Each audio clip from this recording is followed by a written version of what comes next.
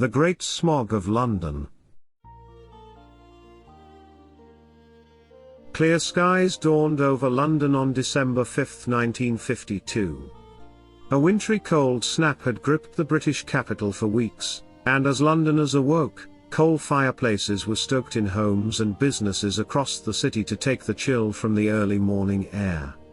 However, as the day progressed, a veil of fog, not unusual in a city famous for its cool misty weather, began to enshroud Big Ben, St. Paul's Cathedral, London Bridge and other city landmarks. Within a few hours, the fog began to turn a sickly shade of yellowish-brown as it mixed with thousands of tons of soot pumped into the air by London's factories. Nonetheless, Londoners went about their business with typical British reserve, ignoring the foul air as much as possible. But within a day, it became impossible to ignore the unfolding crisis. Fog combined with smoke to produce smog was nothing new in London. But this particular smog quickly thickened into a poisonous stew unlike anything the city had ever experienced. The smog was so dense that residents in some sections of the city were unable to see their feet as they walked. For 5 days, the Great Smog paralyzed London and crippled all transportation, except for the London Underground train system.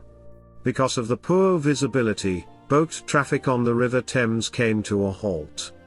Flights were grounded and trains cancelled.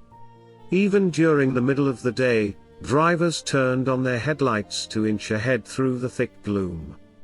The Great Smog of 1952 was much more than a nuisance. It was lethal, particularly for the elderly, young children and those with respiratory problems. It wasn't until undertakers began to run out of coffins and florists out of bouquets that the deadly impact of the Great Smog was realized. Deaths from bronchitis and pneumonia increased more than 7-fold.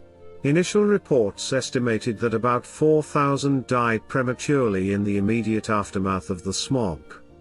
As the detrimental effects lingered, the death rates remained well above normal into the summer of 1953.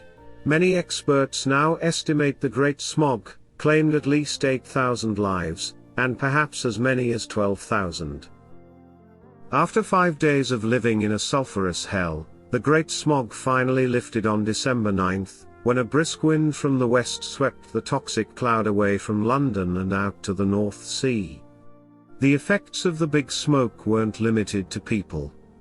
Birds lost in the fog crashed into buildings. Breeders fashioned improvised gas masks for their cattle by soaking grain sacks in whiskey. Following a government investigation, Parliament passed the Clean Air Act of 1956, which restricted the burning of coal in urban areas and authorized local councils to set up smoke-free zones. Homeowners received grants to convert from coal to alternative heating systems. The transition away from coal as the city's primary heating source toward gas, oil and electricity took years. During that time, deadly fogs periodically occurred, such as one that killed about 750 people in 1962. None of them, however, approached the scale of the 1952 Great Smog.